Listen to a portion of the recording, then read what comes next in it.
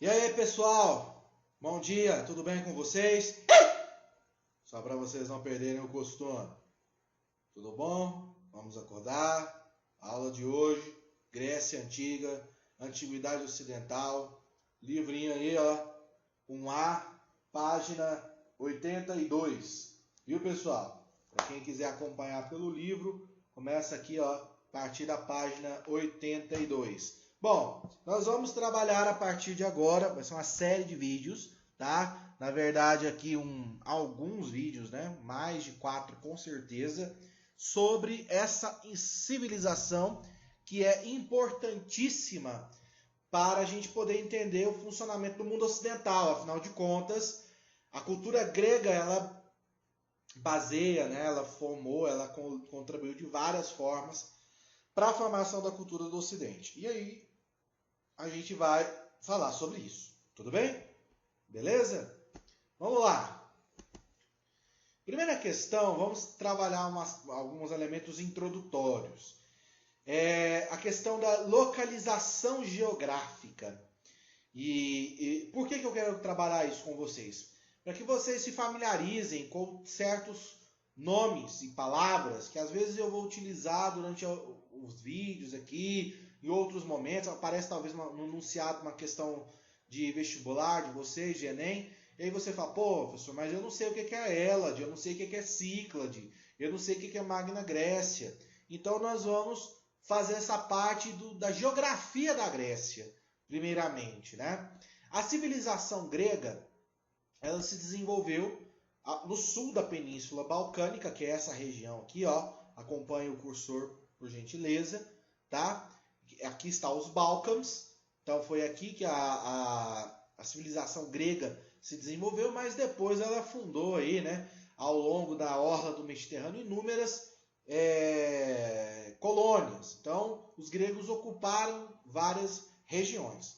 Então, primeiramente, nós temos a chamada Hélade. O que é a Hélade? A Hélade é a parte continental da Grécia, que corresponde à Península Balcânica propriamente dita. Então, essa região aqui, ó, que eu estou com o cursor, é a nossa famosa Hélade. Beleza?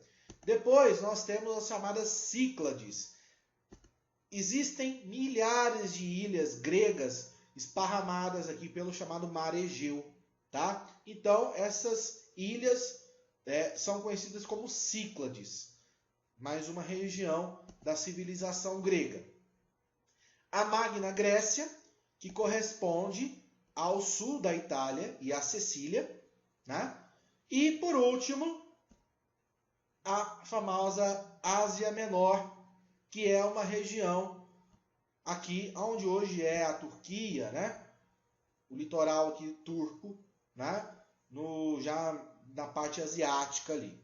Então, todas essas regiões, Hélade, Cíclades, Magna Grécia e Ásia Menor, compõem o que é a civilização grega. Então, primeiramente, nós vamos trabalhar essa questão geográfica, né? Segundo, a gente vai observar que, diferente das civilizações orientais que nós estudamos, tanto no Egito como na Mesopotâmia, que você tinha disponibilidade de água e terras férteis, a Grécia, com raríssimas exceções, né, a única região boa, né, agricultável assim, da Grécia é a planície da Lacônia, na cidade de Esparta. A Grécia, de uma forma geral, tem um relevo extremamente montanhoso e pedregoso, né, solo rochoso, né? Isso impede o desenvolvimento da agricultura em larga escala. Não significa que os gregos não produziam. Eles produziam gêneros agrícolas, principalmente as oliveiras, o azeite e as parreiras, né? Que produzem uva e posteriormente o vinho. Mas se você perceber, os gregos têm uma posição geográfica aqui, né? Que favorece o contato deles com povos de outras regiões, no norte da África, na Península Itálica, no Oriente Médio, no Egito. Então, os gregos se especializaram principalmente no comércio marítimo. Tudo bem? Bom, o que é o grego? O grego, na verdade, ele é resultado da fusão cultural de povos que viviam nessa região. Os dóricos, os jônicos, eólicos, aqueus, esses grupos étnicos formam o que a gente chama de grego, ou helênico, né? O heleno também é outro nome que a gente dá ao grego, certinho? A Grécia tem um período muito grande de história, né? Quase 1000 anos, se a gente juntar todas as etapas da história, da trajetória da civilização grega. Então, os historiadores fizeram o quê? Dividiram essa história em fases, em etapas, para facilitar o nosso estudo. A primeira etapa é o período creto-micênico, também conhecido como período minoico, também conhecido como período pré-homérico. Creto-micênico, minoico, pré-homérico, tudo a mesma coisa. São só nomenclaturas distintas. Segunda fase é o período homérico, é o período das invasões dóricas, é o período onde Homero escreveu a Ilíada e a Odisseia, que são esses dois livros aqui, ó, que eu vou mostrar para vocês, ó.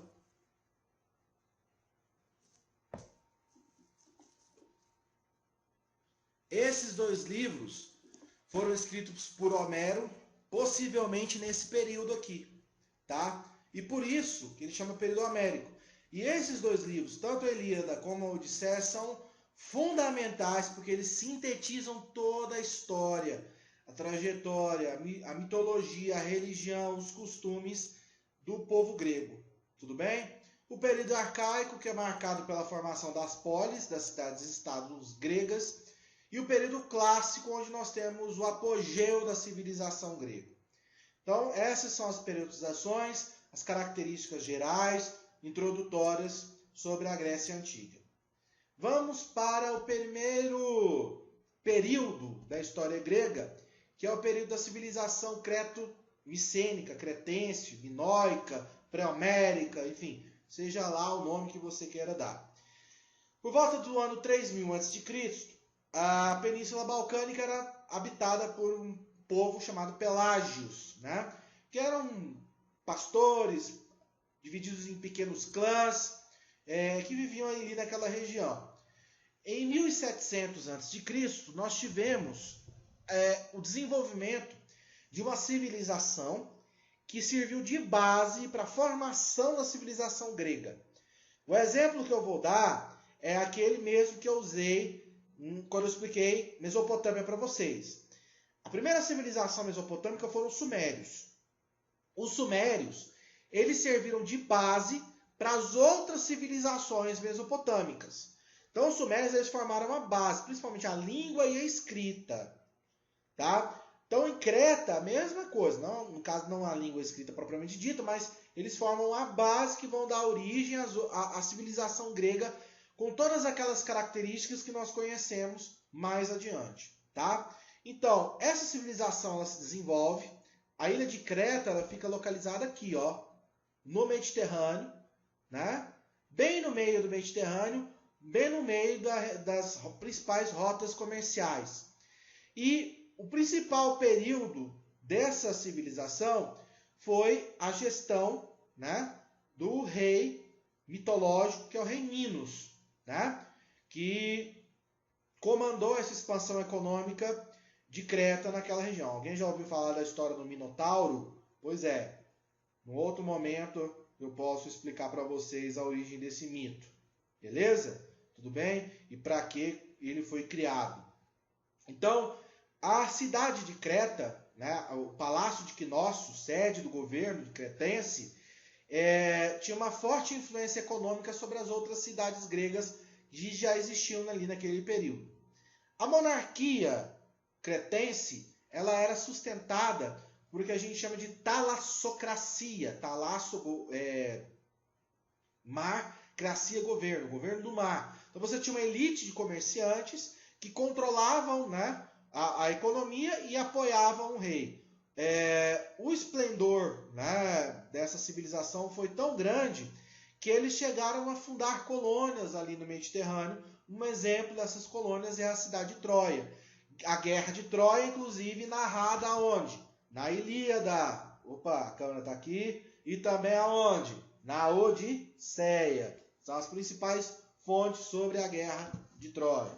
Beleza? Bom, a monarquia cretense, ela se aproximava muito das monarquias orientais. Nós tínhamos o chamado Vanax, que era o rei, né?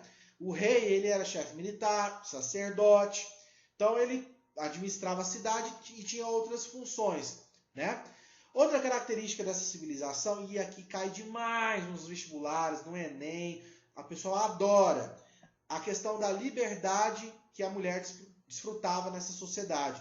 Porque o mundo antigo, de uma forma geral, é um mundo patriarcalista, conservador, machista. Quando você tem uma sociedade onde as mulheres desfrutam dessa autonomia, isso acaba se tornando uma característica muito evidente. Então, em Creta, as mulheres tinham liberdade cívica, inclusive de divorciar-se dos maridos, etc. O que leva os pesquisadores a comprovar essa questão da liberdade é o fato de que a principal divindade dos cretenses era chamada Grande Mãe, uma deusa, né, associada à fertilidade, à prosperidade, que era uma figura feminina. Os cretenses desenvolveram 2 sistemas de escrita, linear A e B, graças, inclusive, à atividade do comércio. Então, existe uma relação entre o desenvolvimento da escrita e o desenvolvimento do comércio. E por volta do ano 1400 a.C., um maremoto, uma questão mesmo, vamos dizer assim, né, natural, uma catástrofe natural, varreu a ilha de Creta, levando ao seu declínio e possibilitando a ascensão de uma outra cidade grega, que é a cidade de Micenas. Por isso que a gente fala para ele do Creto-Micênico, né? Então, de 1700 até 1400, 1300 a.C., você tem o predomínio cretense. Depois nós vamos ter o predomínio micênico. Tudo bem? Eu vou mostrar para vocês aqui as ruínas do Palácio de Knossos. Então, quem visita Creta, né, pode visitar esse sítio arqueológico. Então, é uma arquitetura que não é muito parecida com a arquitetura grega clássica. Você percebe aqui ainda a influência ao touro, né, que é o símbolo da ilha de Creta, que remete, inclusive, ao Minotauro, né? Aqui você tem a planta original do que era o Palácio de Knossos. O Palácio de Knossos ele funcionava como armazém, como templo religioso, como observatório astronômico, quase um zigurate, né? Mas não tinha o formato do zigurate. E aí, quando você olha a quantidade de cômodos, divisões internas, né? É o que eu brinco. Já pensou se você está dormindo nesse quarto aqui e o banheiro é aqui, à noite você precisa dar uma aliviada? Rapaz, você vai passar uma apuro daqueles para chegar até aqui, né? Olha a quantidade de cômodos, quartos, corredores. Aqui surgiu a lenda do labirinto do Minotauro na ilha de Creta, né? Depois que esse palácio foi destruído, ficou os alicerces e como se formasse um labirinto no chão, e aí surgiu a ideia da lenda do Minotauro, certinho? Depois eu explico melhor essa lenda para vocês, tá bom? Civilização micênica. Ao contrário de Creta, que impunha a dominação econômica, comercial a outras cidades, Micenas dominava militarmente as outras cidades. Os micênicos, né, é um povo de origem aqueia, né, absorveram boa parte da cultura cretense, como era de praxe naquele período. Micenas vai travar a maior guerra do mundo antigo, né, a guerra mais famosa, que é a Guerra de Troia, a guerra provocada supostamente por uma questão extraconjugal, vou falar daqui a pouco no outro vídeo para vocês, tá? E em 1100 nós vamos ter a invasão dórica, que vai sacudir aquela região ali e provocar uma série de transformações, mas isso eu vou falar no próximo vídeo. Tudo bem, pessoal? Fiquem com Deus, até a próxima. Tchau, tchau.